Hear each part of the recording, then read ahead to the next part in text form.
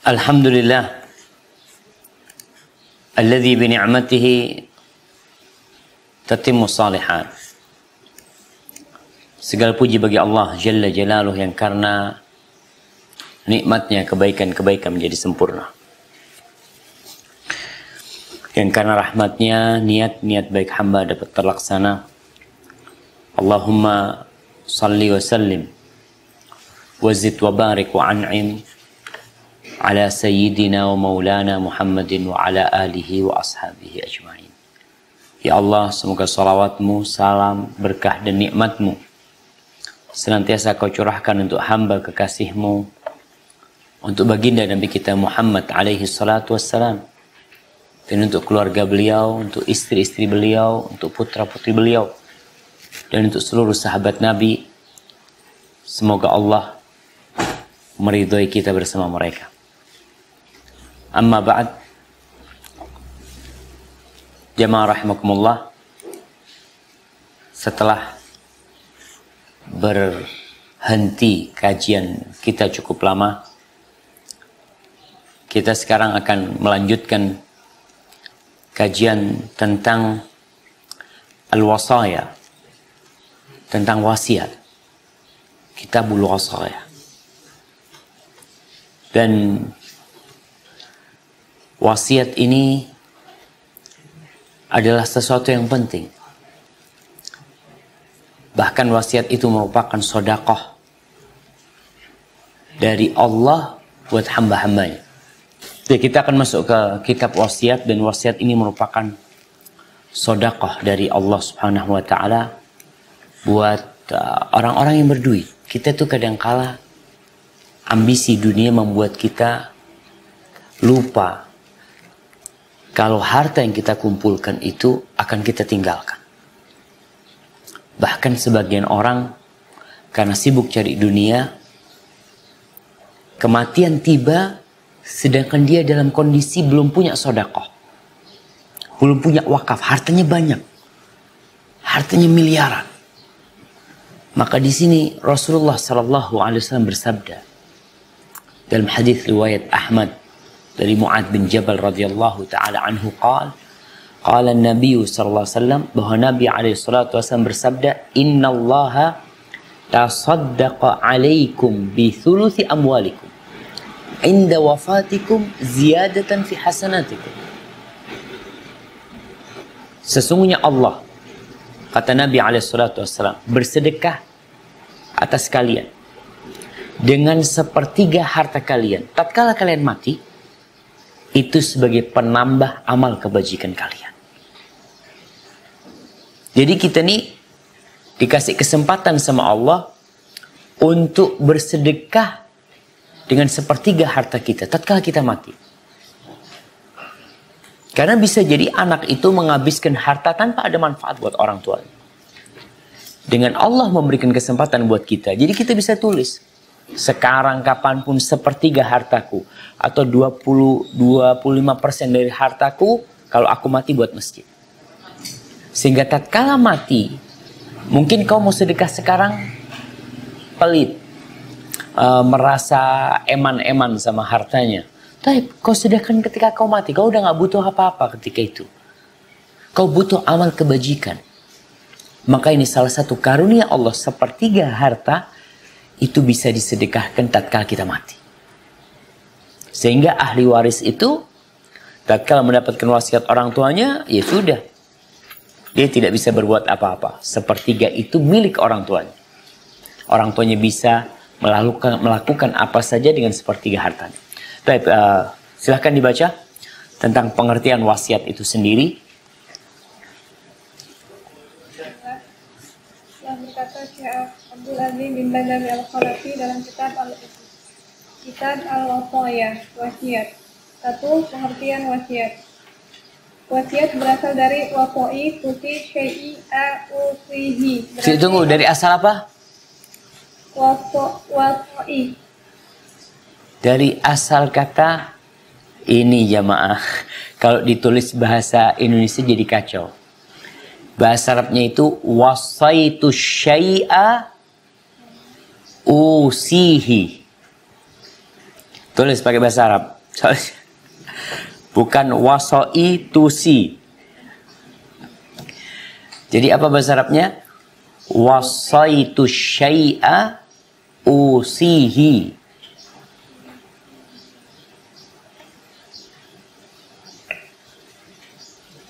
Wasiat berasal dari wasaitu syai'a usihi, berarti awsaltuhu, saya menyambungkan. Jadi orang yang berwasiat adalah orang yang menyambung apa yang telah ditetapkan pada waktu hidupnya sampai dengan sesudah wafatnya. Adapun menurut istilah syar'i, ialah seseorang memberikan barang atau piutang atau sesuatu yang bermanfaat dengan catatan bahwa pemberi tersebut akan menjadi hak milik si penerima wasiat setelah meninggalnya si pemberi wasiat. Barakallahu fiik. Di sini kita melihat bahwasanya wasiat dalam bab fikih ini lebih kepada wasiat masalah harta atau sesuatu yang bermanfaat. Naam. Awsat wasaitu syai'a usihi. Jadi kalau wasiat dalam bab raqaiq, wasiat agar anaknya berbuat baik, agar anaknya melaksanakan ketaatan kepada Allah, tapi dalam kitab fikih lebih kepada barang disebutkan di sini. Dan perbedaan wasiat dengan hibah. Kalau hibah itu dimiliki oleh penerima hibah ketika dia hidup. Tapi kalau wasiat itu dimiliki ketika dia mati. Sehingga tatkala orang ini tidak mati dan yang diberi wasiat mati duluan, maka wasiat itu tidak ada buat dia karena orangnya nggak ada. Ini berkaitan dengan wasiat. Jadi wasiat itu akan menjadi hak milik si penerima wasiat setelah meninggalnya si pemberi wasiat. Pemberi wasiatnya meninggal dunia, jadi miliknya. Baik, hukum wasiat sekarang. Fadhal.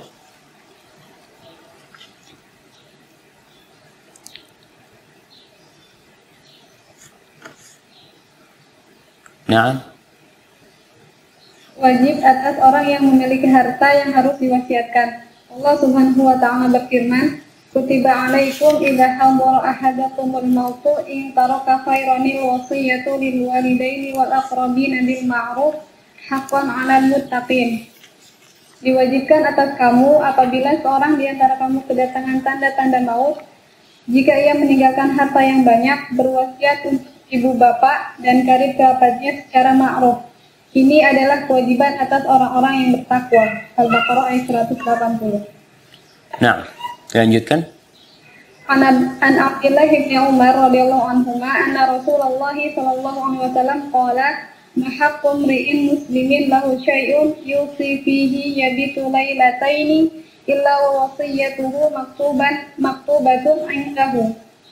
Dari Abdullah bin Umar radhiyallahu anhuma bahwa Rasulullah sallallahu alaihi wasallam bersabda, orang muslim yang memiliki harta yang akan diwasiatkan tidak berhak tidur 2 malam, melainkan wasiatnya telah tertulis di sisinya. Muttafaqun alaih. Barakallahu fiik. Ya, berkaitan dengan hukum wasiat. Ayat yang pertama yaitu di surah Al-Baqarah 180, jelas-jelas itu disebutkan kutiba alaikum. Artinya diwajibkan atas kalian. Jadi wasiat ini hukumnya adalah wajib bagi orang yang meninggalkan harta banyak. Berapa banyak? Ya, kembali kepada urf. Kembali kepada tradisi yang ada. Kapan disebut orang itu meninggalkan harta banyak dan kapan disebut orang itu meninggalkan harta sedikit. Dan jumlah ahli warisnya juga menentukan. Artinya kalau ahli warisnya itu cuma 1, bisa jadi harta itu disebut banyak. Tapi kalau harta itu banyak untuk ahli waris yang 1, kalau ahli warisnya 10, jadinya sedikit. Karena dibagi oleh mereka. Berkaitan dengan ayat ini, ada khilaf di antara para ulama. Apakah ayat ini itu mansukh? Dihapuskan hukumnya dengan ayat warisan. Atau tetap ayat ini mengatakan wajibnya wasiat. Atau ayat-ayat warisan itu mengkhususkan tentang ayat yang berkaitan dengan wasiat ini. Mengkhususkan bagaimana? Artinya ahli waris itu tidak dapat wasiat. Karena ahli waris sudah mendapatkan bagian yang Allah tentukan di ayat-ayat tentang warisan itu. Syekh bin Utsaimin rahimahullahu ta'ala berpendapat seperti pendapat Syekh. Beliau mengatakan bahwasanya ayat ini tidak mansukh. Ayat-ayat warisan itu adalah menjelaskan tentang siapa yang mendapatkan warisan dan siapa yang berhak mendapatkan wasiat. Dan yang diperbolehkan itu sepertiga harta nanti. Karena sudah ada ahli waris yang mendapatkan hal itu. Jadi berkaitan dengan hukum, maka wasiat ini menurut Syekh bin Utsaimin tetap wajib hukumnya. Namun bagi orang yang memiliki harta yang banyak. Harta yang banyak. Kalau nggak banyak, maka lebih baik dia tinggalkan buat ahli warisnya. Karena Rasulullah SAW mengatakan kepada Sa'ad bin Abi Waqqas, nanti ayat hadisnya akan kita baca, bagaimana Nabi SAW menjelaskan kepada Sa'ad, kau meninggalkan anak keturunanmu itu cukup. Lebih baik daripada kau tinggalkan anak keturunanmu hidup luntang-lantung, mereka akhirnya melarat, minta sana, minta sini. Padahal orang tuanya punya harta sebenarnya. Namun gara-gara orang tuanya mewasiatkan semua hartanya, maka akhirnya anak-anak jadi terbengkalai. Maka diperbolehkan warisan atau diwajibkan warisan, pendapat yang rajih, apabila memiliki harta yang banyak. Dan ini karunia dari Allah tadi. Orang punya duit 1 miliar atau 10 miliar, dia mau sedekah malas. Ya udah, kau sedekahnya ketika kau mati. Allah yang ngasih itu kepadamu. Kemudian di hadis Abdullah bin Umar, Rasulullah SAW menjelaskan tentang seharusnya nih seorang muslim itu kalau dia punya sesuatu yang ingin dia wasiatkan, hendaklah dia catat. Jangan sampai dia bermalam 2 malam kecuali wasiatnya sudah tertulis di sisi dia. Kalau sekarang penulisan wasiat mungkin harus agak resmi atau harus resmi. Karena ada pihak-pihak yang terkadang kalau wasiat itu tidak resmi, mereka mengangkat surat wasiat itu kepada pengadilan dan pengadilan menggugurkan wasiat itu. Padahal secara agama wasiat itu sah. Maka dengan adanya notaris, ya, orang yang bikin wasiat. Kalau tidak, dia bikin sendiri wasiatnya. Dia tulis, dia kasih materai, kemudian dia minta 2 orang untuk menjadi saksi. Itu sudah ada kekuatan hukum. Paling tidak, ya paling banyak 1/3. Dan kalau turun dari 1/3, Abdullah bin Abbas lebih setuju. Karena Nabi SAW mengatakan 1/3 itu banyak. Wathuluthu kathir, kata Nabi SAW. Kalau diturun wasiatnya jadi umpamanya 1/4 dari hartanya, itu sesuatu yang mulia sebenarnya. Jadi para jamaah berkaitan dengan wasiat ini, hendaklah kita menulislah. Yang punya harta, ibu-ibu mungkin tidak terlalu banyak harta, tapi kadang-kala punya warisan. Tapi dia bisa nih. Dia katakan, aku alhamdulillah punya harta yang cukup banyak, umpamanya 1/3 atau 10% lah. Tulis di situ, 10% dari hartaku itu untuk pembangunan masjid. Dan jadi sedekah, jadi amal jariah. Karena banyak anak-anak yang tidak perhatian sama orang tuanya. Ketika bapaknya mati, maka anak-anak akan berebut harta itu. Dan kita tidak tahu siapa di antara anak-anak yang bermanfaat buat orang tuanya. Baik. Yang ketiga, fadhal, untuk banyaknya harta yang dianjurkan diwariskan.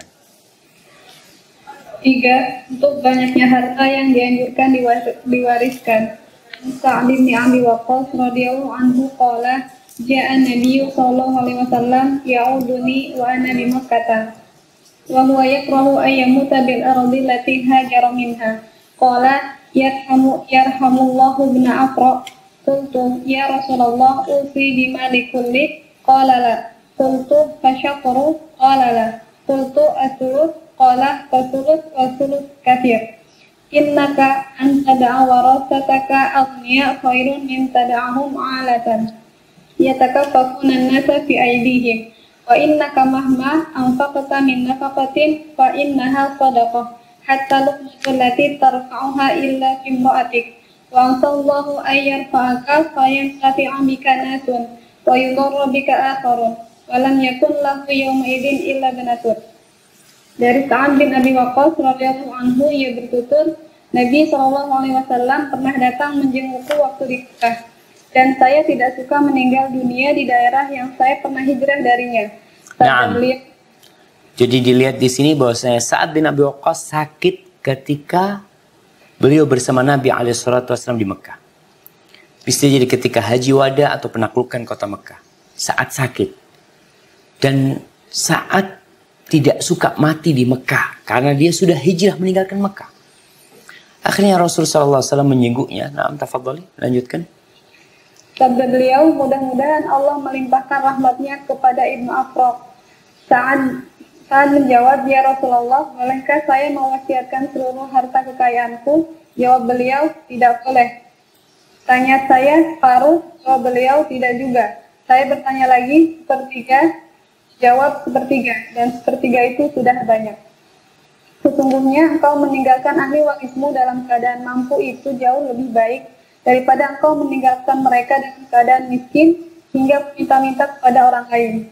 Sesungguhnya betapapun kecilnya belanja yang kau nafkahkan, maka sesungguhnya itu adalah sedekah. Sampai sepotong makanan yang kau suapkan ke mulut istrimu, itu adalah sedekah. Dan mudah-mudahan Allah mengangkat derajatmu sehingga orang-orang muslim mendapat banyak manfaat darimu dan orang-orang lain kaum musyrikin tertimpa bahaya. Sedangkan pada waktu itu dia hanya memiliki seorang putri. Muttafaqun alaih. Masya Allah. Kita lihat ya bagaimana angan-angan orang yang hendak meninggal dunia. Di sini Rasul SAW menganjurkan kepada kita agar banyak ingat mati. Beliau mengatakan aktsiru dzikra hadhimil ladzat. Ya'nil maut. Kalian banyak-banyak mengingat kematian. Pemutus segala kenikmatan. Sa'ad bin Abi Waqqas, anaknya satu, dia mau berwasiat. Dia mau kasih semua hartanya di jalan Allah SWT. Tapi dilarang sama Nabi SAW. Ketika itu anaknya Sa'ad satu. Sa'ad bin Abi Waqqas meninggal dunia. Dia yang menjadi panglima perang ketika Al-Qadisiyah. Disebutkan anaknya itu belasan anaknya Sa'ad bin Abi Waqqas. Tapi mengingat kematian membuat orang jadi ya udah nggak mikir dia mau punya anak lagi atau berapa. Dia berpikir bagaimana dia berbuat baik sebelum dia meninggal dunia. Maka ya kita perlu mencontoh Sa'ad bin Abi Waqqas. Kematian akan datang. Kematian akan datang. Sekarang, esok, lusa, tahun depan. Tapi paling tidak kita sudah punya wasiat. Sehingga tatkala kematian itu tiba, wasiat kita sudah tertulis. Dan kita akan mendapatkan manfaat insya Allah apabila kita memberikan wasiat kepada jalan yang dicintai Allah Subhanahu Wa Taala. Taib. Dan husnudzon sama Allah Subhanahu Wa Taala. Kemudian perhatian sama anak itu juga menjadi kepedulian Rasulullah SAW dalam mendidik para sahabatnya. Umar bin Abdul Aziz, rahimahullahu taala, ketika dia meninggal dunia, dia seorang khalifah. Datang orang-orang menyenguk dia. Orang-orang mengatakan kepada Umar bin Abdul Aziz, "Ausi, kau ini berwasiatlah. Mumpung engkau masih menjadi seorang khalifah, kau ini mau mati. Mumpung kau menjadi khalifah, tuh kau punya anak-anak miskin." Dikatakan anaknya 11 atau 12 anaknya. Anaknya miskin-miskin. Kau kasih mereka wasiat, mumpung kau menjadi punya jabatan. Anakmu kau kasih jabatan sebagai gubernur apa ini itu.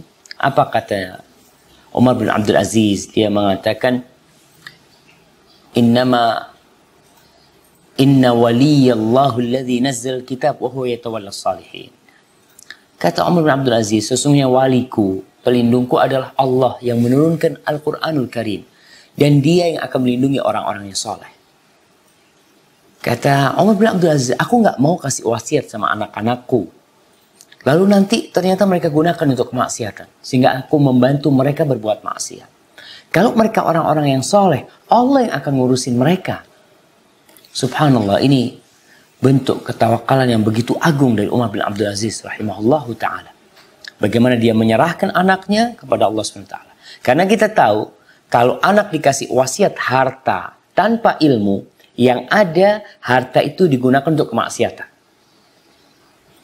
Tapi kalau kita mewariskan buat anak kita ilmu yang bermanfaat, lalu dikasih harta, maka bergabunglah dua kebaikan di sini. Harta itu disebut khair, kebaikan. Karena harta bisa membawa kebaikan. Dan ilmu yang dimiliki oleh anak-anak yang soleh akan mengantarkan orang-orang itu memanfaatkan harta di jalan Allah SWT.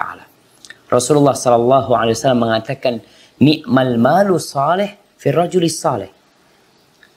Masya Allah, betapa baiknya harta yang baik itu bila ada di tangan orang yang baik. Akan dimanfaatkan. Jadi bagi orang tua, hadis Nabi SAW penting direnungkan. Beliau mengatakan kepada Sa'd bin Abi Waqqas radhiyallahu ta'ala anhu, engkau tuh meninggalkan keturunanmu dalam kondisi mampu lebih baik. Ini kalau kita bicara secara finansial. Tapi yang lebih penting dari itu masalah ketakwaan anak-anaknya. Apalagi anak-anak muda. Berapa banyak anak-anak muda ketika orang tuanya meninggal dunia, itu warisan dia ambil dan dia gunakan untuk narkoba, dalam sepekan 2 pekan habis. Nggak bermanfaat.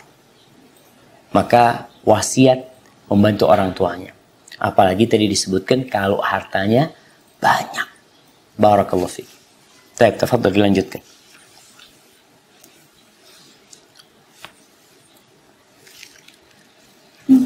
Tak ada wasiat bagi ahli waris. An Aba Umamah al-Bahili. Tunggu bentar. Ini ada yang salah. An Aba apa an Abi? An Abi. Ya. An Abi Umamah. Silahkan. An Abi Umamah al-Bahili radhiyallahu anhu qala sami'tu Rasulullah sallallahu alaihi wasallam yaqulu fi khutbati amma hajjatil wada' inna Allah qad a'ta kulli haqqin haqqahu fala wasiyata liwarithin. Dari Abu Umamah al-Bahili radhiyallahu anhu yang mengatakan, saya pernah mendengar Rasulullah sallallahu alaihi wasallam menegaskan dalam khutbahnya pada waktu haji wada, sesungguhnya Allah benar-benar telah memberi setiap orang yang mempunyai hak akan haknya. Oleh karena itu, tak ada wasiat bagi ahli waris. Barakallahu fiik. Ya. Ini penjelasan lanjutan tentang orang-orang yang tidak boleh dapat warisan. Jadi ayat warisan itu yang ada di surat An-Nisa pula, yang berkaitan dengan pembagian harta waris buat ahli waris, itu mengkhususkan ayat tentang wasiat di surat Al-Baqarah, bahwa yang boleh mendapatkan wasiat itu bukan ahli waris. Ahli waris tidak boleh. Kenapa? Karena Allah Jalla Jalaluhu sudah memberikan hak buat dia. Allah sendiri yang membagikan. Sehingga orang tua bagaimanapun kecintaan dia kepada anaknya. Dia punya anak 5. Yang satu itu sangat berbakti sama orang tuanya. Sehingga orang tua ingin memberikan lebih kepada dia. Lalu ketika dia mati, dia mewasiatkan mempunyai 1/3 hartanya untuk anak yang paling dia cintai. Nggak boleh. Karena dia sudah dapat bagian dari Allah Jalla Jalaluhu. Berkaitan dengan hak waris ini. Dan jamaah, pembagian wasiat. Ingat, pembagian wasiat ini baru bisa dilaksanakan kalau hutangnya sudah dibayarkan. Ingat, Allah mengatakan di surat An-Nisa ayat 11, 12. Di sini Allah mengingatkan min ba'di wasiyatin yusa biha audain. Pembagian warisan itu setelah wasiat dan hutang ditunaikan. Allah menyebutkan wasiat dahulu, baru setelah itu hutang. Kenapa? Karena kalau hutang itu ada yang nuntut. Hutang itu ada yang nuntut. Dan biasanya orang yang punya duit itu akan datang meminta. Tapi kalau wasiat, kadang-kala yang dengar wasiat itu cuma keluarganya. Nggak ada yang tahu. Sehingga Allah mengingatkan para keluarga itu, wasiat itu ada termasuk bentuk kebaktian seorang anak kepada orang tuanya yang meninggal dunia. Maka kalau kau mau bagi warisan, ingat min ba'di wasiat. Setelah wasiat itu. Jadi kalau wasiat sudah disebutkan wajib dilaksanakan. Walaupun hartanya sedikit. Umpamanya meninggal dunia cuma ninggalin harta ya 25 juta. Duitnya cuma itu. Dia punya anak 3. Kan sangat sedikit sekali umpamanya ketika dibagikan ke anak 3. Masih ada istrinya umpamanya. Tapi kalau sudah disebutkan maka wasiat harus dilaksanakan. Dan seharusnya kalau dia miskin nggak perlu wasiat. Sebagaimana banyak sahabat-sahabat Nabi yang tidak berwasiat memang. Karena mereka nggak punya harta. Apa yang mau diwasiatkan? Dan Nabi berpesan kepada Sa'ad, saya meninggalkan anak-anak dalam kondisi mampu itu lebih baik daripada meninggalkan mereka dalam kondisi susah mereka minta-minta sama orang. Jadi ingat, tidak ada wasiat bagi ahli waris. Wasiat itu boleh sepertiga. Dan yang dianjurkan wasiat atau yang diwajibkan wasiat adalah orang yang memiliki harta berlimpah ruah. Tapi kalau sedikit, lebih baik dia tidak berwasiat. Nah, barakallahu fiik. Dilanjutkan. Muqaddimah yang ditulis dalam wasiat. Ya, kita masuk ke muqaddimah yang ditulis dalam wasiat. Artinya, ini anjuran. Sebenarnya tidak ada muqaddimah tersendiri yang harus ditulis dalam orang menyusun kata-kata wasiat itu. Wasiat itu bisa jadi lisan. Cuma kalau lisan, kekuatannya itu untuk dilaksanakan kadangkala butuh kepercayaan. Artinya umpamanya ana dengar wasiat dari abah ana. Atau abah ana dengar dari kakeknya. Kemudian ini karena ada wasiat seperti itu. Meninggal dunia, akhirnya abah ana datang kepada keluarga. Abah ini wasiat kayak gini. Keluarga ngomong, wallahu a'lam, kita nggak tahu, nggak pernah dengar abah ngomong kayak gitu. Dan abah juga tidak menulis. Di sini disebutkan dari Anas bin Malik bagaimana konteks wasiat itu. Dimulai dengan apa? Artinya sebelum wasiat tentang harta ada perintah untuk mewasiatkan taatan kepada mereka. Dibaca artinya aja. Dari Anas radhiyallahu anhu, ia berkata, adalah mereka para sahabat biasa menulis di awal wasiatnya Bismillahirrahmanirrahim illa wa antum muslimun, dengan nama Allah yang maha pengasih lagi maha penyayang. Nah, afwan nih, ini ada di bahasa Arabnya nggak ada illa wa antum muslimun. Nah, Sampai. nggak ada, dihapuskan ini. Iya. Cuma Bismillahirrahmanirrahim. Hadza. Iya. Iya. Dihapuskan jadi disampaikan yang dihapus illa wa antum muslimun. Ini dihapuskan. Ini kayaknya korban kopas jemaah.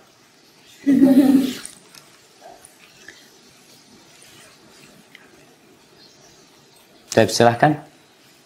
Dengan nama Allah yang maha pengasih lagi maha penyayang, ini adalah wasiat Fulan bin Fulan yang bersaksi bahwa tiada ilah yang patut diibadahi kecuali Allah semata, yang tiada sekutu baginya, dan bahwa Muhammad adalah hamba dan utusannya, dan bahwa hari kiamat pasti akan datang, tak diragukan sedikit pun, dan bahwa Allah akan membangkitkan segenap penghuni alam kubur, dan ia, Fulan bin Fulan, berwasiat kepada seluruh anggota keluarga yang ditinggal mati agar bertakwa kepada Allah, mengadakan islah sesama mereka, dan patuh kepada Allah dan Rasul-Nya, jika memang mereka orang-orang yang beriman. Dan ia berwasiat kepada mereka sebagaimana wasiat yang Ibrahim sampaikan kepada anak cucunya dan Yakub. Wahai Nanda, sesungguhnya Allah telah memilih agama Islam untuk kalian. Karena itu, janganlah sekali-kali kalian meninggal dunia kecuali kalian dalam keadaan muslim. Nah, ini muqaddimah. Artinya setelah menuliskan ini, di bawahnya itu ditulis wasiat berkaitan dengan harta. Apa yang hendak dia wasiatkan. Dan ingat, wasiat ini bisa berarti bisa persentase dari harta atau bisa barang tertentu. Umpamanya, ana wasiatkan mobil yang ana pakai ini serahkan ke Yayasan Yatim Piatu. Jadi ketika dia meninggal dunia, mobil itu dibawa. Namun perlu diperhatikan. Apakah harga mobil itu kurang dari sepertiga atau lebih dari sepertiga dari hartanya? Jadi kalau barang itu tetap harus dilihat. Karena yang diperbolehkan hanya sepertiga.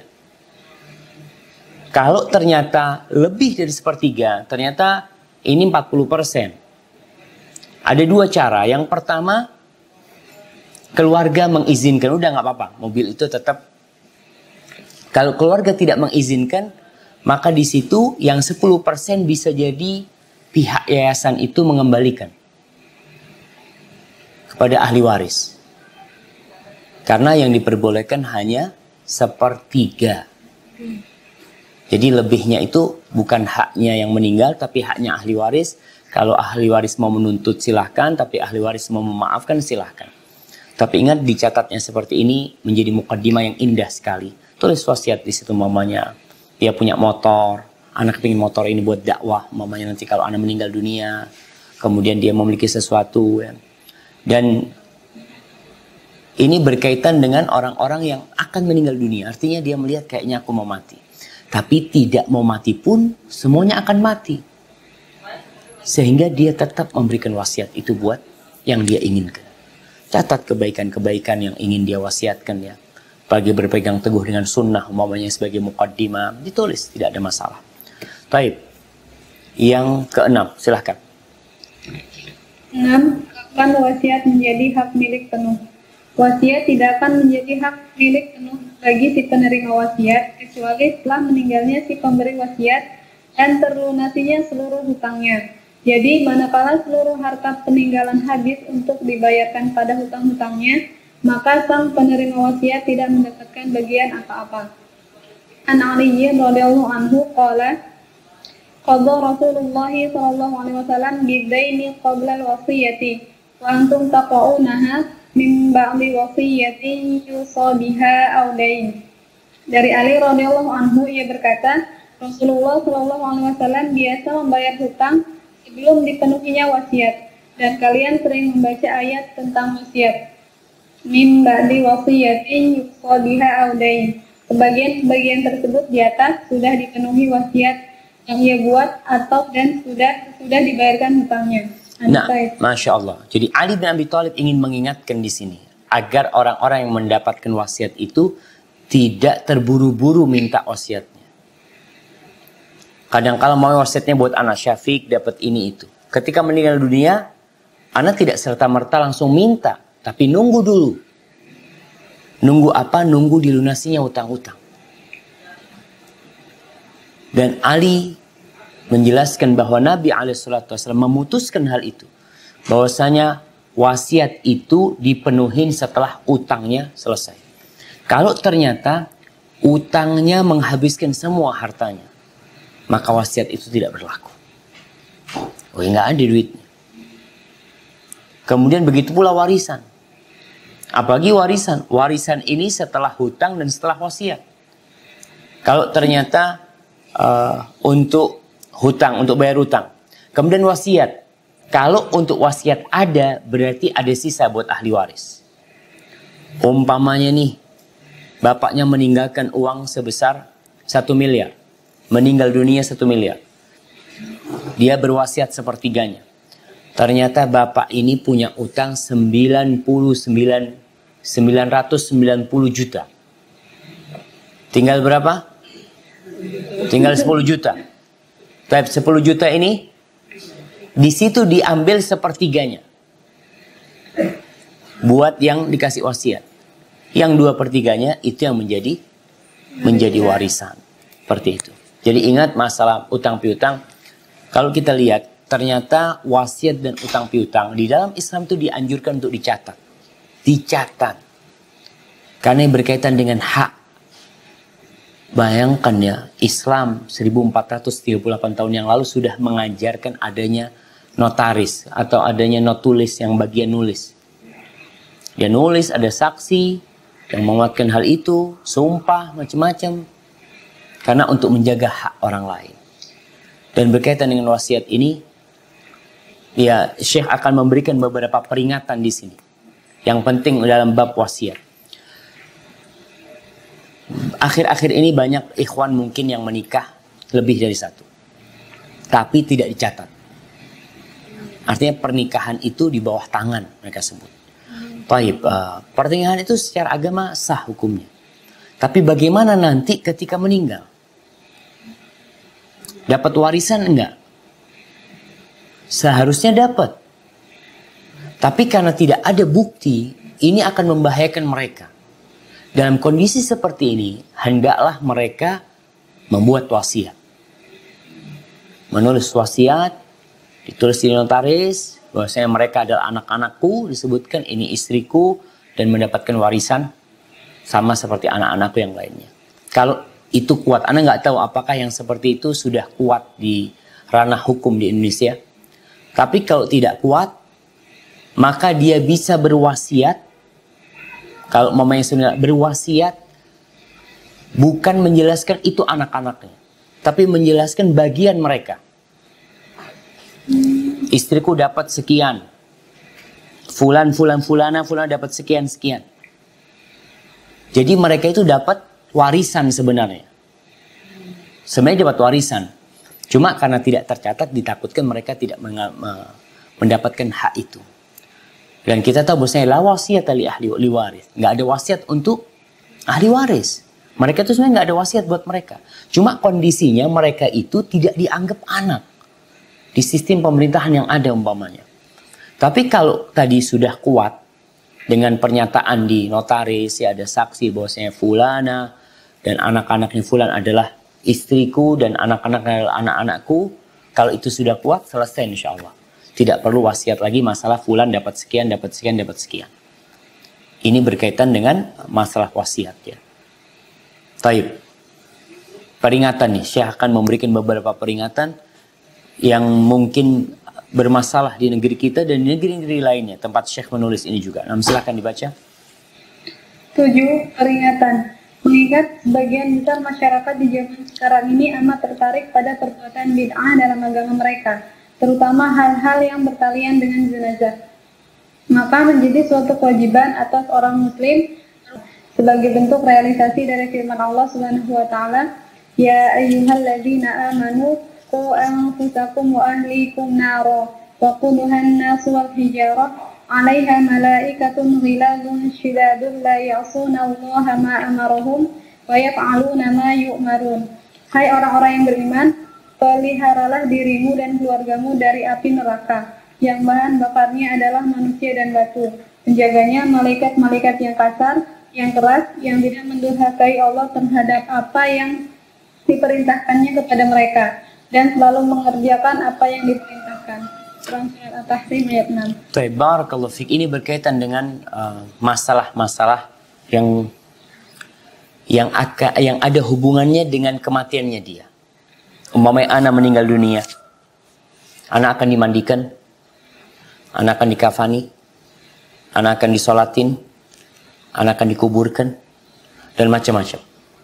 Berkaitan dengan hal ini, mungkin di sebagian masyarakat mereka tidak kenal dengan sunnah Nabi alaihi salatu wassalam dalam urusan jenazah. Sehingga ada amaliyah-amaliyah yang mungkin tidak sesuai dengan sunnah. Dan itu selalu dikerjakan. Dan orang yang mati ini tahu. Artinya keluarganya ini akan melakukan ini, dan itu. Padahal itu tidak sesuai dengan sunnah Nabi alaihi salatu wassalam. Maka dia berwasiat. Wasiatnya bisa secara umum. Secara umum sebagaimana disebutkan di sini. Dan dikebumikan sesuai tuntunan sunnah Nabi SAW. Ini secara umum. Artinya nanti ketika keluarga berselisih pendapat. Yang satu mau dengan cara mereka, yang satu mau dengan cara sunnah Nabi SAW. Maka solusinya ya udah, kita ngikutin bagaimana Nabi SAW memakamkan putrinya. Beliau punya putri 3 yang meninggal dunia di masa Nabi SAW. Beliau juga memiliki putra yang meninggal di masa Nabi SAW, Ibrahim. Bagaimana proses pemakaman itu? Sehingga sesuai dengan sunnah Nabi itu ya sesuai dengan yang diamalkan Nabi SAW. Ketika beliau memakamkan putra-putrinya. Ini umum. Tapi bisa jadi secara spesifik, secara lebih detail, aku maunya seperti ini. Aku ingin yang menyolatkan aku fulan. Aku ingin yang memandikan jenazahku fulan. Jadi ada wasiat-wasiat yang berkaitan dengan dirinya. Karena dia tahu kalau fulan yang memandikan ya. Subhanallah jamaah ya. Sampai sekarang di kampung kita ini jenazah itu dimandikan di luar rumah. Terkadang ditonton oleh banyak orang. Na'udzubillah. Dan kadang-kala anaknya, anak pernah melihat di kampung dulu, tetangga meninggal dunia, itu anaknya 3 waktu itu. Jadi anak 3 itu menggendong bapaknya yang dimandikan. Anaknya perempuan 1, laki 2. Digendong, orang-orang nonton dalam kondisi telanjang dia itu. Dimandikan. Dan kita tahu anak gak boleh ngeliat aurat bapaknya. Nah, kalau anaknya aja gak boleh. Makanya yang berkaitan dengan lawan jenis yang boleh melihat ini hanya suami istri. Anak perempuan gak boleh melihat bapaknya kalau meninggal dunia, aurat bapaknya. Begitu pula anak laki tidak boleh melihat aurat ibunya. Jadi kemungkaran-kemungkaran yang dia ketahui terjadi di masyarakat, maka dia perlu berwasiat. Ana minta yang ngurusin mamanya pemandian anak, jenazah anak, umpamanya kalau majelis taklim balansia, ya udah diserahkan ke mereka. Dan kalau bisa tadi ditulis, bukan omongan. Kalau omongan nggak semuanya dengar. Tapi kalau sudah tulisan, biasanya wasiat itu dipegang kopinya oleh notaris. Betul?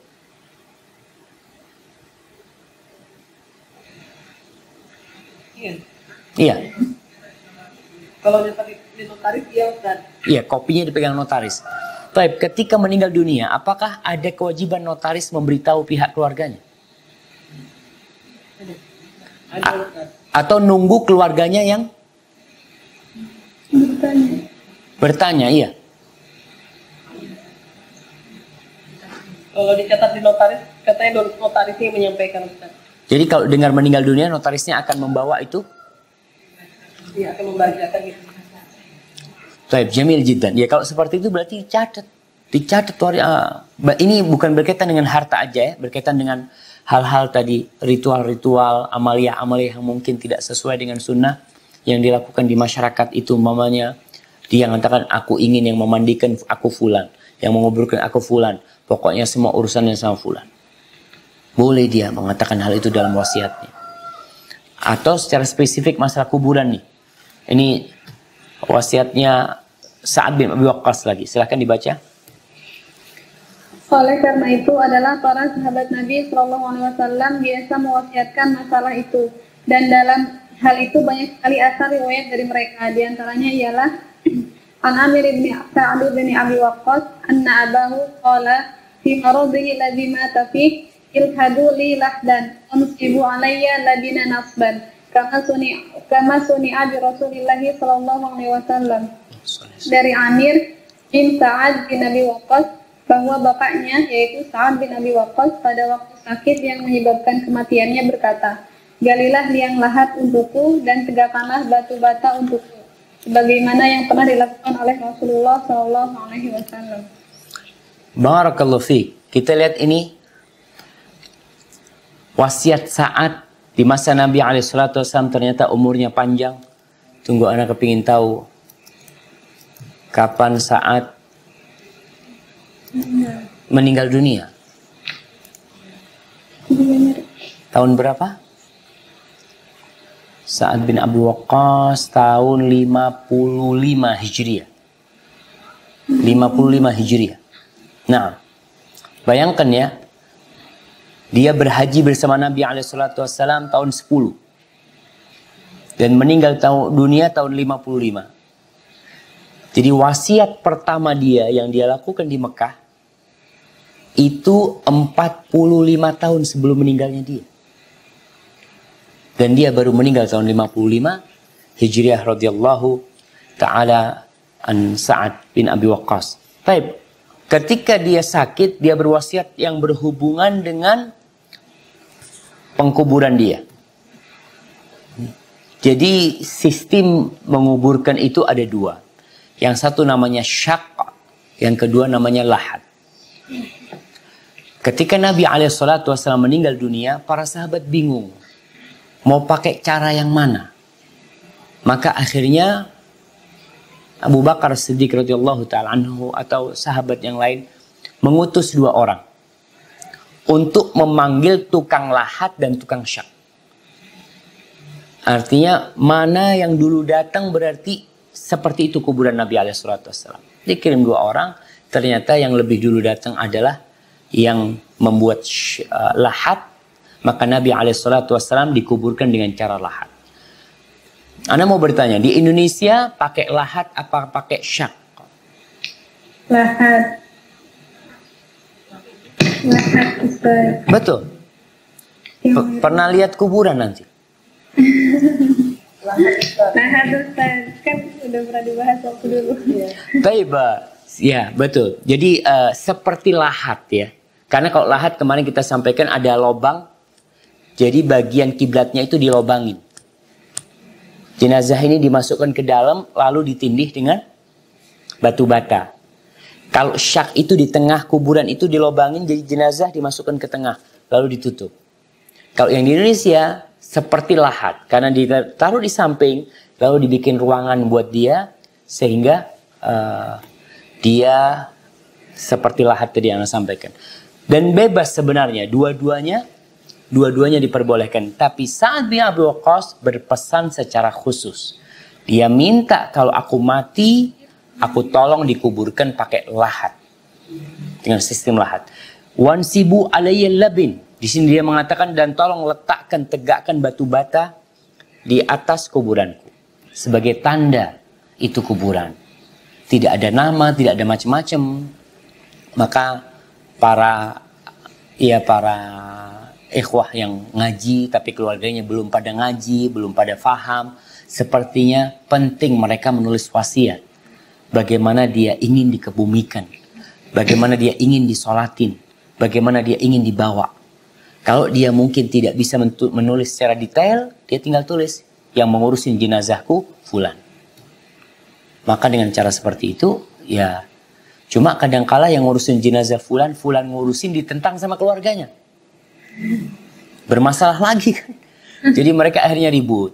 Tapi kalau orang itu tahu ini wasiatnya fulan, ya sudah fulan. Seperti apa itu kehendak fulan.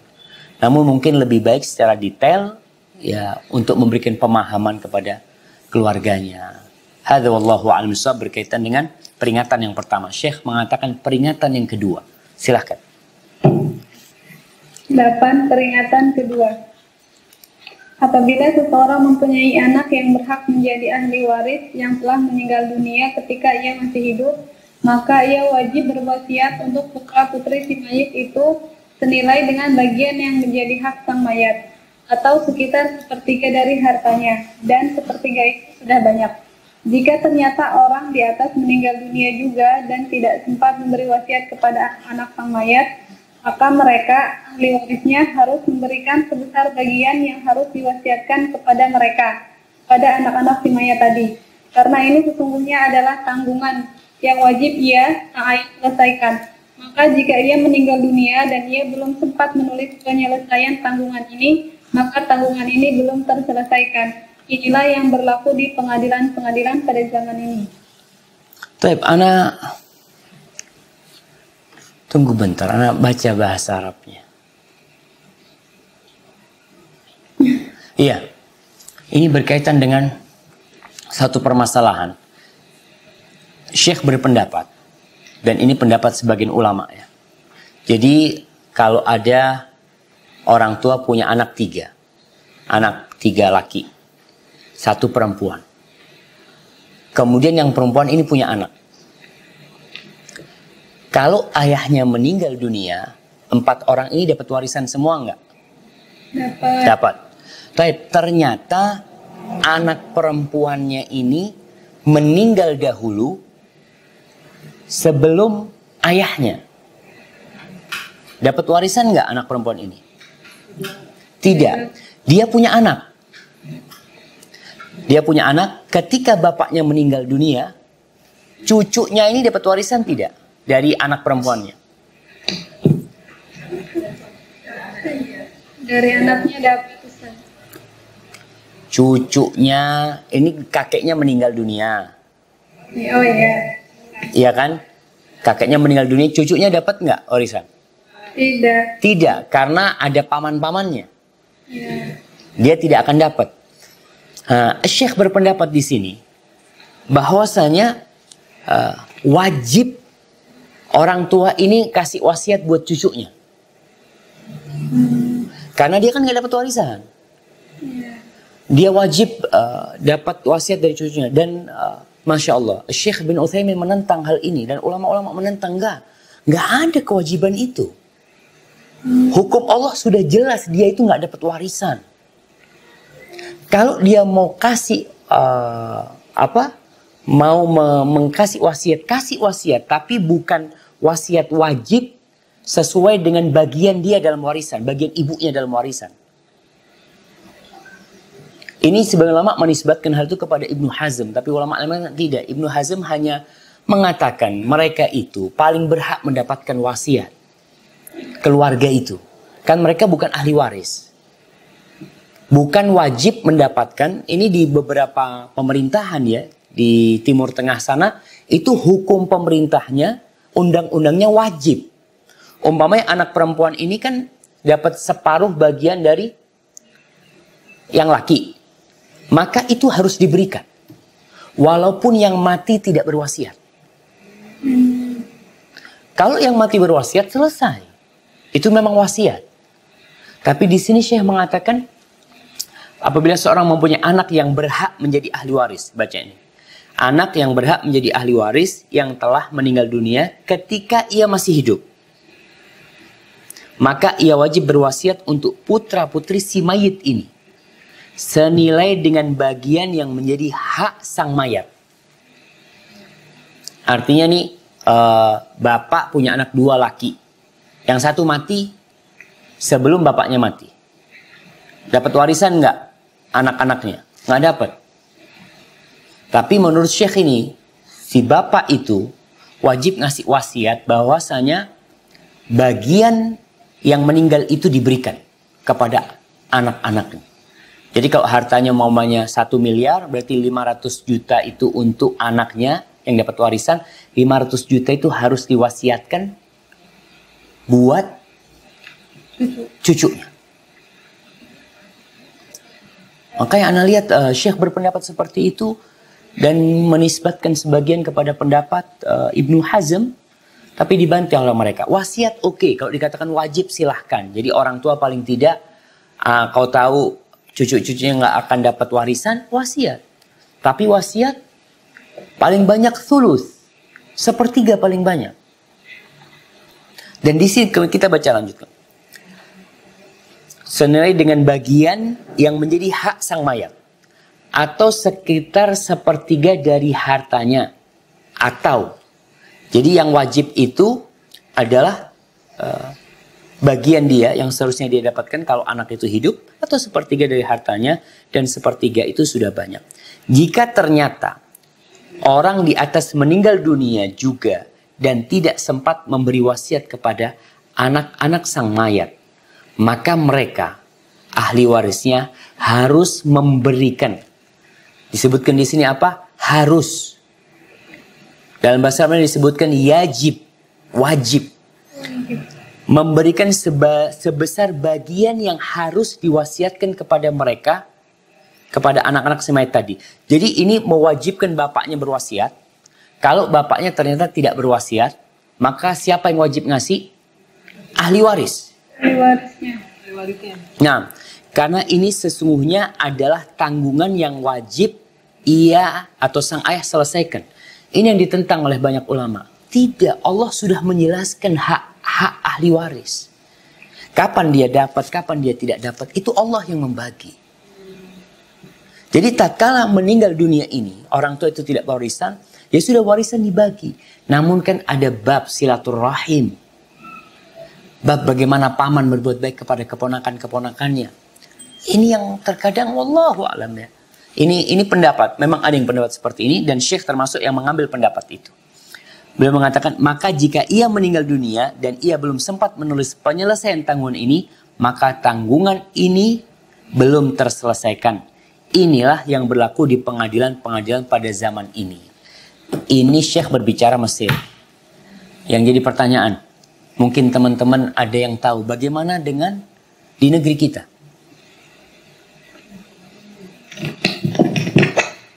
Ada Ustaz, sebentar Ustaz. Siap. Tidak.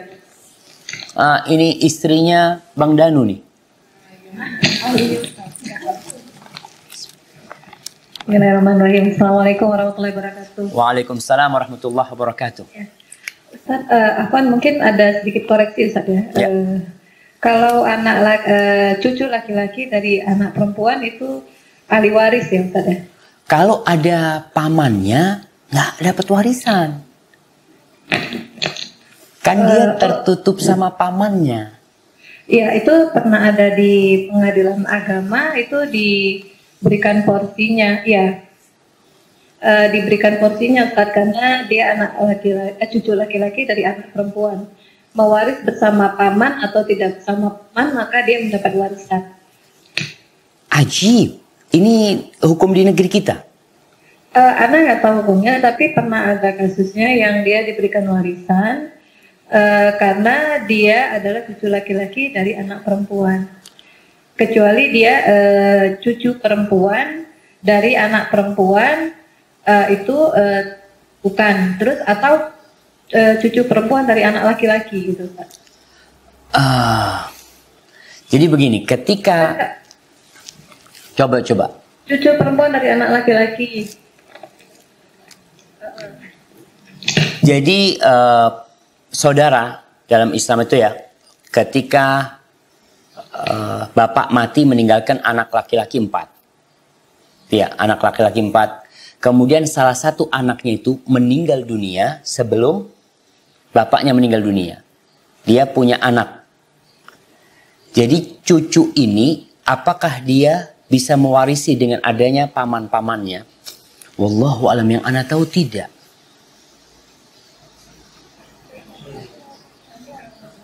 Coba dilihat lagi nanti.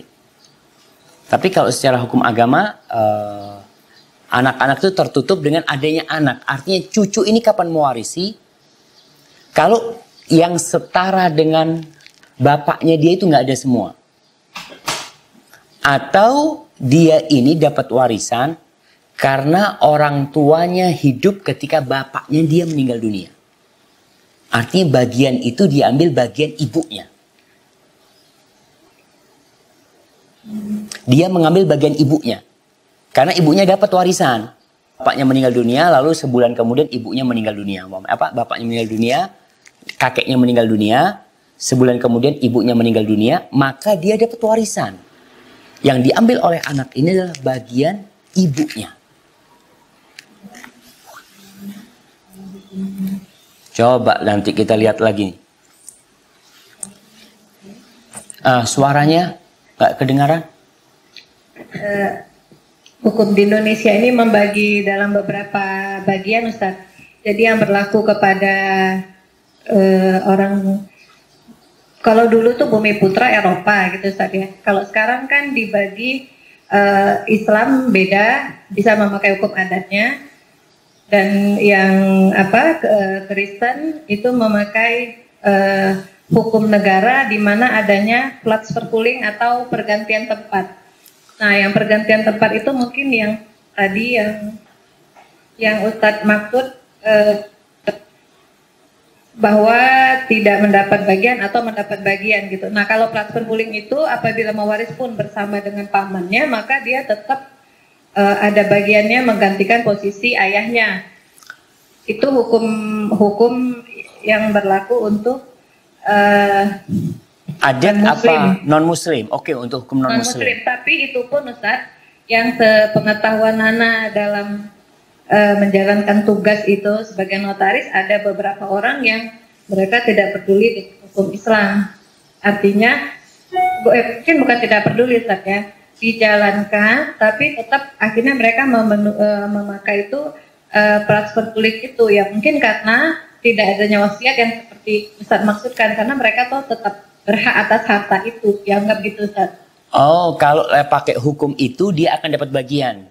dia akan dapat bagian namanya transfer pooling. Jadi dibagi, Ustaz. Transfer pooling itu menggantikan tempat, artinya Iya, menggantikan tempat.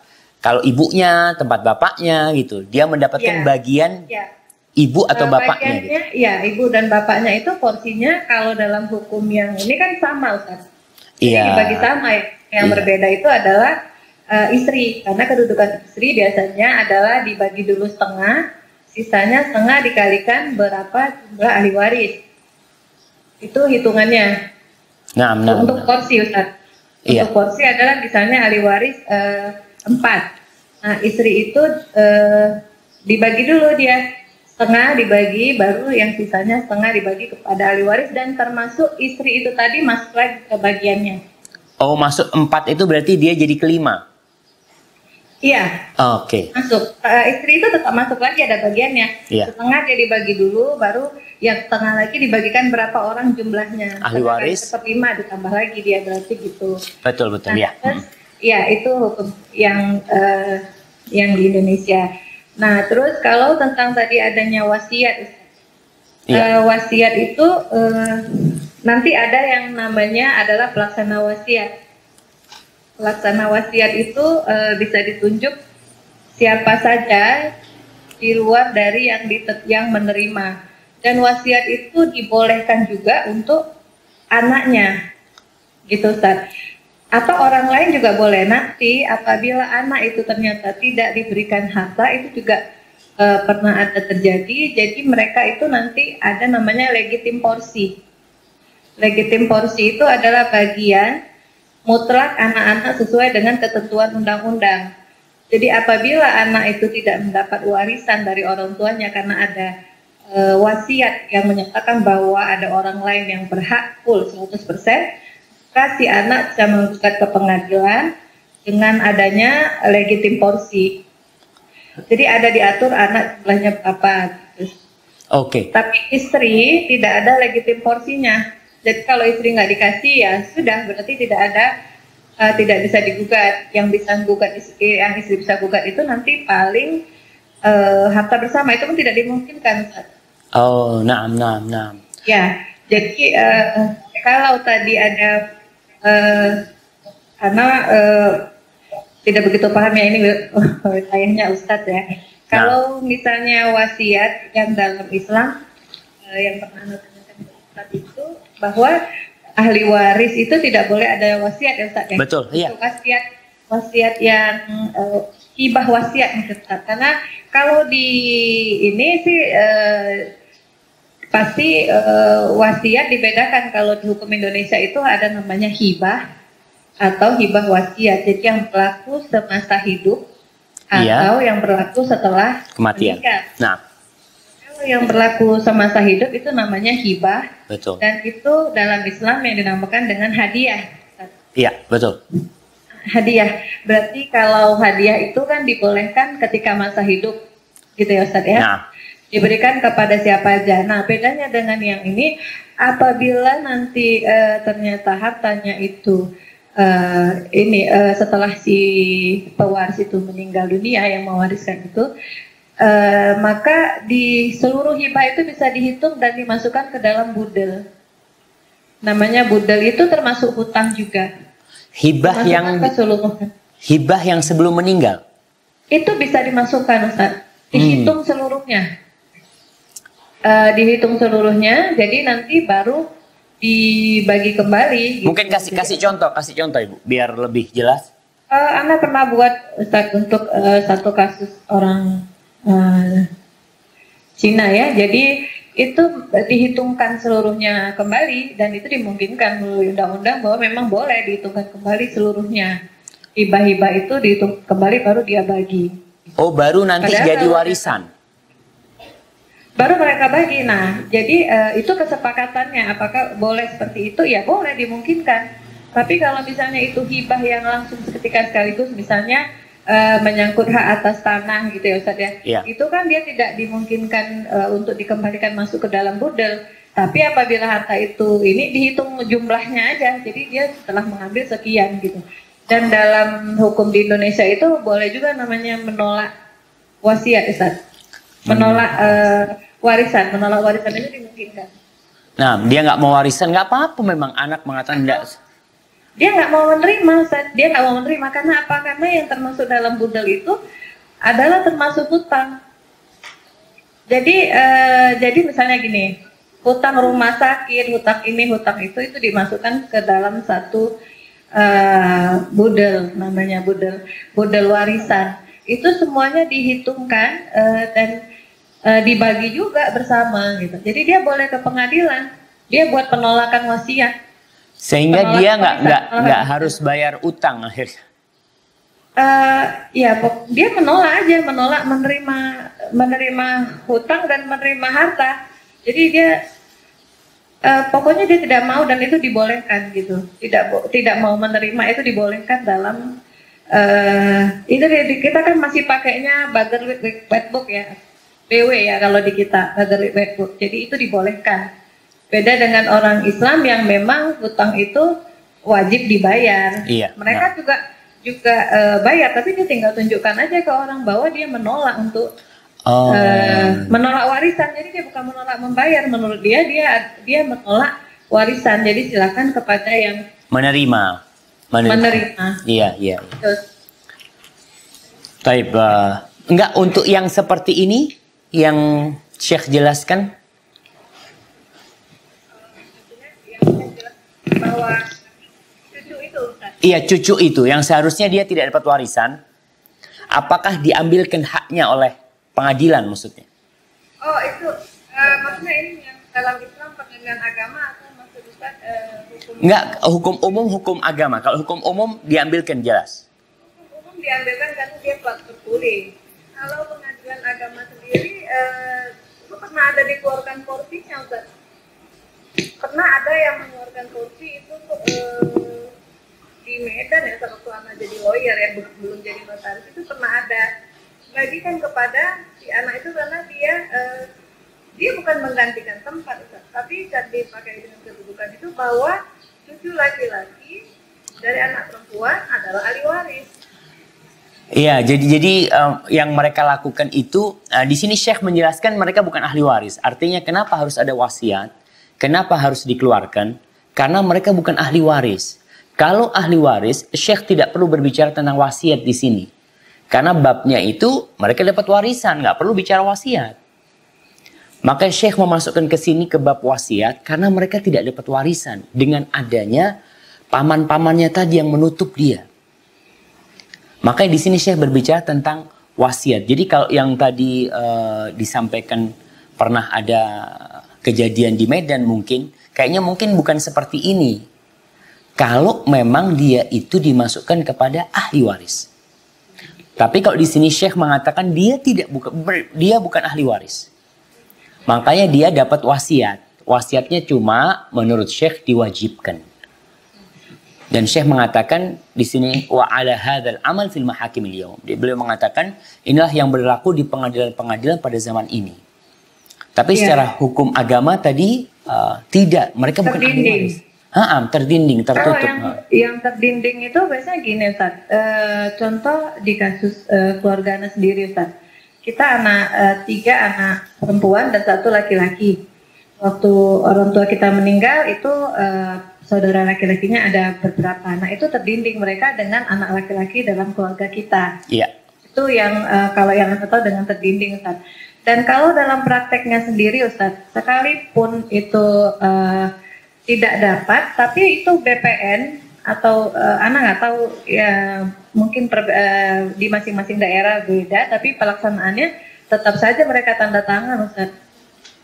Oh, harus tanda tangan ya. Nah. Iya, karena dikhawatirkan, karena kalau dia tidak mau memakai, karena kan kita boleh tunduk sukarela namanya dalam hukum di Indonesia itu. Tunduk sukarela itu kita boleh memakai kepada hukum mana yang berlaku, Ustaz. Tapi kalau pihak keluarga umpamanya terpecah jadi dua, satu mau hukum negeri, satu mau hukum agama, itu gimana solusinya? Ya di pengadilan nanti diputuskannya. Dia kan tetap pengadilannya, kalau kita tetap pengadilan agama. Kan gitu ya Ustaz ya. Iya. Tapi pengadilan agama pun kalau dia udah ada hukumnya, dia tunduk sukarela kepada hukum ini, kan dia tetap merasa bahwa itu adalah bagian dia gitu. Contohnya aja gini Ustaz, anak laki-laki dan anak perempuan itu beda, 1 banding 2 ya, 2 banding 1 Ustaz ya. Iya. Kalau mereka memutuskan untuk dibagi rata itu boleh juga. Nanti dalam aktanya notaris itu boleh juga buat, tapi kita buatnya nanti gini, diterima dulu. Jadi ada akta namanya pemisahan dan pembagian. Akta pemisahan pembagian itu diterima dulu, ini menerima bagiannya sekian. Setelahnya dia akan memberikan kepada siapa. Nah, itu dipisahkan, pemisahan dan pembagian namanya. Iya. Kalau ingin menyesuaikan dengan hukum agama. Kalau untuk yang nggak mau, ya tetap aja pemisahan pembagian dibagi rata gitu. Oke, siap. Ya kalau hukum agama nggak ada masalah sebenarnya. Seperti yang disebutkan, mamai kakak laki mengatakan udahlah bagi 2 nggak apa-apa lah. Bagianku mana, lalu dia diserahkan kepada dia bagian adiknya, lalu si kakak mengeluarkan bagian untuk menjadikan bagian adiknya jadi 50-50, nggak ada masalah. Tapi barakallahu fiik, jazakillah khair kalau gitu. Tapi ini masukan yang bagus buat kita. Tapi yang jelas Syekh ketika berbicara ini, maka dicatat berlaku di pengadilan pada zaman ini di tempat Syekh penulis. Syekh dari mana? Mesir. Jadi beliau berbicara tentang Mesir. Jadi, makanya kadang-kala kita itu berceramah, baca buku yang nulis orang Mesir. Lalu dia cerita, yang di sini nggak ada kayak gitu. Nah, tafadhol kalau mungkin ada pertanyaan.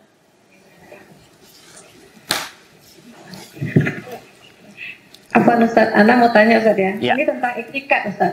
Ya. Karena ini penting sekali Ustaz, supaya tidak ada khilaf di antara kita semua gitu Ustaz. Misalnya dia sengaja datang ke notaris nih karena posisinya notaris. Ya. Pernah ada satu orang datang dan menceritakan bahwa dia akan membuat hibah, menghadiahkan kepada anaknya full karena punya anak perempuan gitu Ustaz ya. Iya.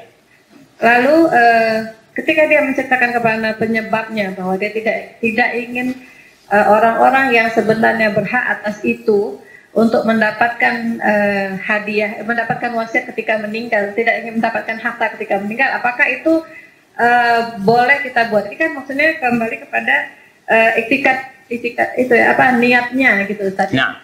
Jadi maksudnya jangan dijadikan suatu alasan pemberian hibah itu karena ada sesuatu, dan posisi sebagai notaris itu kita tidak boleh menolak untuk membuat akta. Kecuali dengan alasan tertentu, misalnya kita dibolehkan memberikan harga yang tinggi, biasanya anak seperti itu. Kalau dia kira-kira tidak mungkin kita buat, maka kita kasih harga tinggi atau kita berikan satu alasan yang jangan alasan itu agama, karena orang tidak semua bisa menerima Ustaz. Iya betul. Iya itu, jadi ada yang kita pinter-pinternya gitu Ustaz. Tapi mungkin Ustaz bisa menjelaskan kepada umat yang di sini pentingnya etikat itu Ustaz. Betul. Nah, siap. Assalamualaikum warahmatullahi wabarakatuh. Waalaikumsalam warahmatullahi wabarakatuh. Iya, berkaitan dengan wasiat ini ya. Kadangkala memang ada orang-orang yang Allah tidak berikan anak laki-laki buat mereka. Sehingga anak perempuan itu tidak bisa menghabiskan waris. Anak perempuan itu kalau 1 dapat setengah, kalau 2 dia dapat 2/3. 2 ke atas, dia dapat 2/3. Berarti masih tersisa 1/3. 1/3 ini hak siapa? Hak pamannya.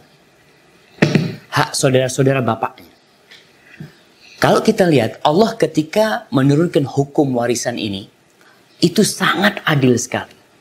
Anak perempuan ini ketika dia ada saudara lakinya, maka uang itu habis. Warisan itu habis. Kenapa habis? Karena ada anak laki, dan anak laki ini yang akan menjaga kakak-kakak atau adik-adiknya. Dan ketika tidak punya anak laki, siapa yang menjaga itu perempuan? Paman-pamannya. Siapa yang menjadi wali dia kalau menikah? Pamannya.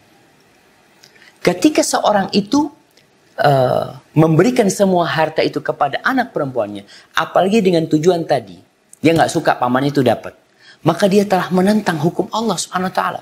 Di surah An-Nisa dibaca di ayat 12, di akhir ayat 12, Allah mengatakan, min ba'di wasiyatin yusa biha audain ghaira mudhar. Kata Allah, warisan itu dibagi setelah wasiat dan utang tanpa membahayakan. Artinya tujuannya bukan untuk membahayakan orang lain. Kenapa ahli waris tidak boleh dapat wasiat? Karena akan membahayakan ahli waris yang lainnya. Akan mengurangi bagian ahli waris yang lainnya. Akan menimbulkan permusuhan di ahli waris itu sendiri. Maka bagi orang tua tadi kalau mamanya dia menjadi lawyer, datang orang mau menghibahkan semua hartanya, sampaikan kepada dia. Bahwasanya kita kasih arahan bahwasanya yang ini nggak boleh. Bahkan di masa Nabi SAW ada orang, kita udah bahas di Kitabul Hibah. Ada Nu'man bin Bashir. Bashir mau ngasih budak sama Nu'man. Ibunya nggak ridho, nggak. Kecuali kau jadikan Nabi saksi SAW. Akhirnya Nabi mengatakan kepada bapaknya, la usyid ala jawr. Aku nggak akan jadi saksi untuk sebuah kezaliman. Maka puasa anak perempuan itu dia akan dapat bagiannya. Setengah atau 2/3. Dan itu sudah banyak jemaah. Kalau kita berbicara Nabi SAW mengatakan 1/3 itu banyak. Ini anak perempuan dapat setengah. Setengahnya, ya kalau ada ibunya akan dapat. Sisanya nanti diambil pamannya. Dan paman itu ketika menerima uang itu, dia membawa beban sebenarnya amanah dari Allah. Dia harus menjaga itu keponakannya. Cuma memang karena silaturahim sekarang jadi buruk, jadi hidup nafsi-nafsi, akhirnya orang mau ngasih kepada saudaranya, dalam kondisi hidup nggak mau ngasih. Dan dalam kondisi mati dia nggak mau ngasih. Ada wallahu a'lam bishawab. Nah. Ustaz. Ya. Mengenai hibah Ustaz. Ya. Jika orang tua kita memberi hibah kepada anak-anaknya, tapi hibah tersebut tidak langsung dibagikan. Hibahnya berupa rumah dan rumah tersebut dipakai oleh salah satu saudaranya yang janda gitu ya Ustadznya atau Ridwan semuanya. Hingga akhirnya orang tuanya itu meninggal Ustadz. Dan hingga meninggal itu hibah itu belum dibagikan. Apakah harta itu tetap hibah atau menjadi warisan Ustaz? Iya, barakallahu fiik. Berkaitan dengan hibah, kita tahu kalau warisan itu dibagi setelah kematian. Kalau wasiat itu juga baru dimiliki setelah meninggalnya orang yang berwasiat. Kalau hibah itu dimiliki secara langsung ketika diberikan hibah itu. Cuma sekarang kita udah bahas tuh bahwasanya tidak boleh ada kecurangan dalam hibah. Orang tua kalau mau ngasih, semua anaknya harus dapat. Jadi kalau sudah dikasih tuh dalam masa hidupnya, ini rumah buat kalian berempat. Ya sudah, berarti itu hibah. Artinya hibah dimiliki oleh mereka. Kalau salah satu dari 4 orang itu meninggal, maka jatuh warisan buat anak-anaknya. Jatuh warisan buat anak-anaknya. Jangan dikatakan, kan nenek masih hidup. Iya, nenek masih hidup, tapi nenek sudah hibahkan. Sehingga sudah jadi milik. Kalau sudah jadi milik, ketika salah satu dari 4 itu meninggal dunia, maka itu diwariskan ke anak-anaknya. Karena itu sudah jadi milik. Jadi, seperti itu kiranya Muda. Assalamualaikum warahmatullahi wabarakatuh. Waalaikumsalam warahmatullahi wabarakatuh. Afan, Anda mau tanya dulu nih. Ini sekarang suaranya kok pada bagus semua Muda. Jadi ganti mic kayaknya nih. Iya, yang saran Ustaz itu Ustaz. Masya Allah, bagus banget. Jernih suaranya. Baik, Ustaz mau tanya, calon suami anak tunggal. Dia minta anak untuk tidak minta warisan ketika nanti dibagi. Pertanyaannya, apakah anak tetap dapat warisan dari orang tua saya atau tidak? Mengingat calon suami sudah mengatakan seperti itu, Ustaz. Syukran. Jazakallah. Warisan dari siapa? Dari orang tua anak. Nah. Jadi anak 6 bersaudara. Calon suami anak tunggal. Calon suami sudah bilang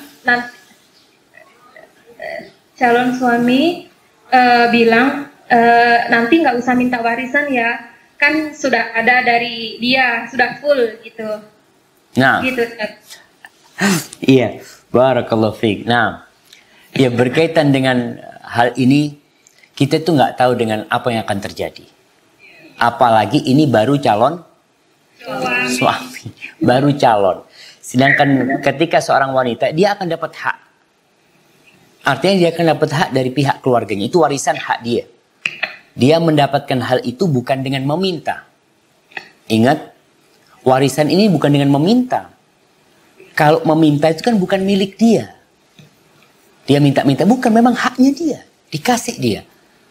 Dari tadi dari nomor sore dia akan dapat bagian dia. Berkaitan dengan dia menikah, mamanya dengan suami itu, ketika dia dapat bagian itu, lalu si suami mengatakan, sudahlah bagianmu itu kau berikan kepada keluargamu, mamanya.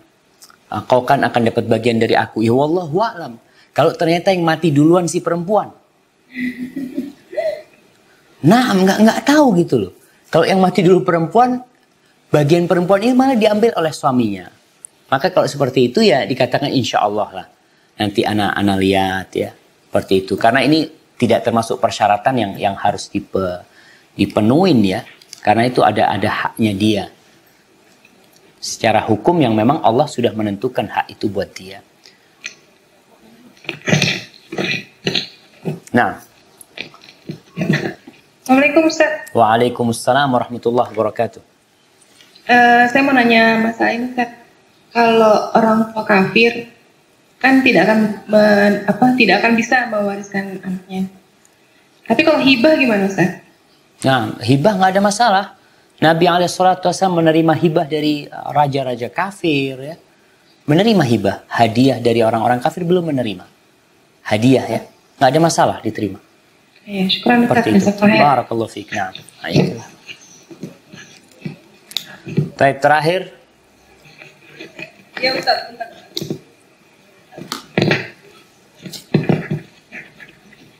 Assalamualaikum Ustaz. Waalaikumsalam warahmatullahi wabarakatuh.